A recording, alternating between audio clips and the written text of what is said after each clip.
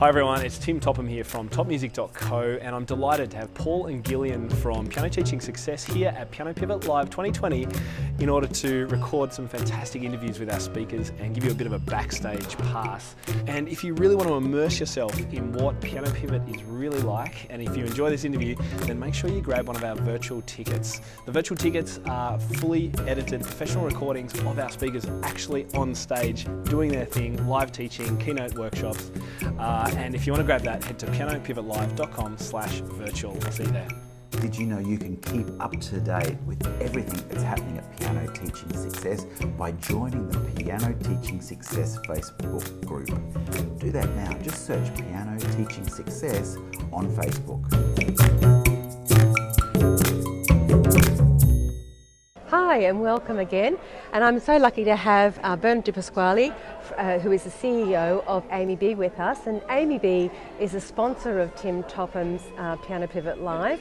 And I just wanted to say, well, I was just so thrilled in the audience this morning when you announced that you had given away 10 tickets, that you really supported, and that when you were looking at this event, you thought about what your support should be. And yeah, we did think about it a lot, and I was really pleased to see those 10 people, because what we really wanted to do as a sponsor was to provide an opportunity for somebody who otherwise might not have been able to come. Yes. And so we put that out there. 5 of them were dedicated to regional areas and 5 to local, and I was really thrilled to see the 10 people up there this morning. I was too. I thought that was just so nice, because was. Professional development changes the industry, doesn't it? Yes. It changes the outcome. It just has a ripple effect. It's the most important thing we do, I think, so bar anything really. So yeah, That's to improve teaching. Yeah, is a fabulous thing, because it pays it all forward, really, doesn't it? Yeah. And also, I think not only did you give away 10 tickets, which would be a value of about $4,000, you also gave away about $1,500 worth of books. So some pretty lucky, happy teachers out there. Yes, Someone really scored, what is it? It was about $600 worth of the Piano for Leisure pack. Yes, that was the premium prize, but I think one of our lucky winners of the conference ticket also won a book prize. Oh, really she's double dipping. Well, yes. Oh, she's lucky.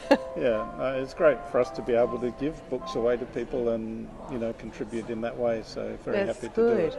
And we've got a little sneaky kind of We do. Speaking announcement. of giving books away, so we've been talking internally a little bit about what we can do about the horrific bushfires that have been going on, and it's just a small gesture from us, but we'll be doing some formal messaging next week just to say that anybody who's lost their AMEB library as part of the bushfires will replace that for them. So that's a very generous offer. That's lovely.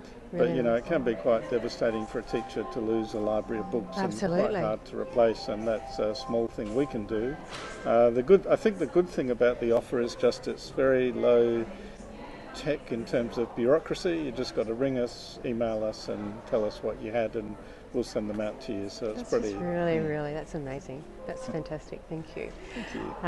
And there's lots of things happening this year at AMEB as well. Just to touch on that, you've got a harp syllabus you're doing. Harp syllabus, violin syllabus.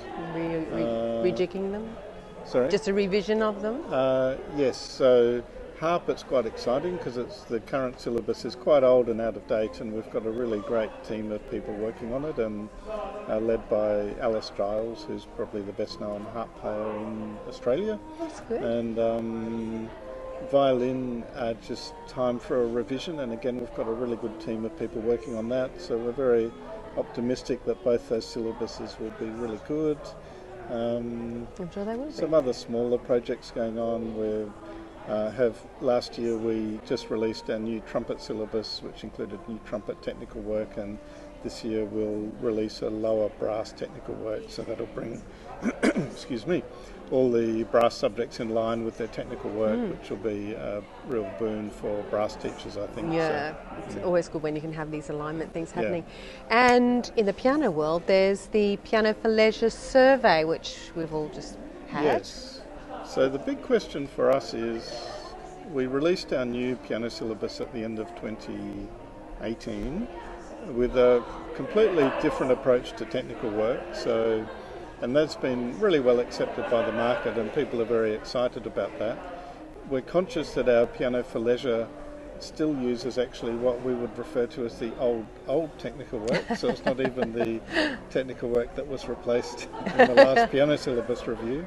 It was the technical work, and so it's quite old, out of date. And the question on our mind is, do we try and adapt the new piano technical work as something that we can use for piano for leisure? Do we treat it as a standalone thing, and it should have its own technical work? And we're just really interested to hear from teachers as to what they would like to see. So really they're quite thought-provoking. I did my survey and put it in. It's quite thought-provoking because you can see the dilemma. On the one hand, I actually quite like the syllabus of Scales for Piano for Leisure. It makes a lot of sense the way it's structured. And then you think, well, what would you pull out of it?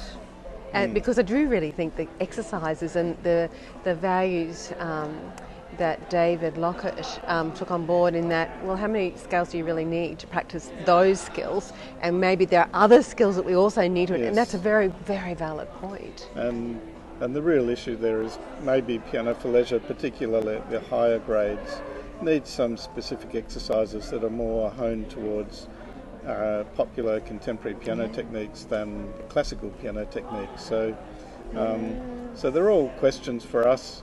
It's a little bit, I know that sometimes people think we just produce books to make money, but it's not really about that. We would like, and so I know some teachers will say if we have a new technical workbook just for piano for leisure, that then they'll have to buy that as well. I know. Well, that question was posed in the survey. So have you say.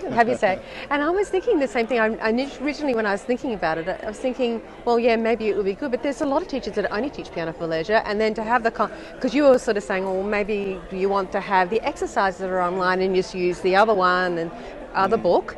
But then you got bits of paper here and bits of paper there, and that's annoying too. Yes. So it is actually quite an important thing. We've done some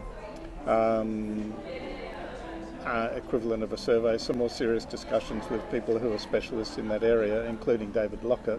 But we're very interested to hear what teachers say, what they want, and then we'll try and produce something for that before the end of this year. That's a lot to do. Some outcomes will be easier than others to do by the end of this year. Yes. If they all want the same technical workbook, wouldn't that be nice? That would be easy. If it needs specialist technical work written, then it might take longer. So. Yeah, true. Well, if you want to have yours say, please fill in your survey if you've been emailed it. If you haven't, we'll put a link in the bottom of this in the show notes, so you can just click on that link and fill your survey. It's an online survey. Yeah. That's terrific. Well, thank you once again. Thanks, Gillian. And thank you very much for supporting the piano teaching profession. Our pleasure. Professional development. Thank you very much. Thank you. Bye. Bye.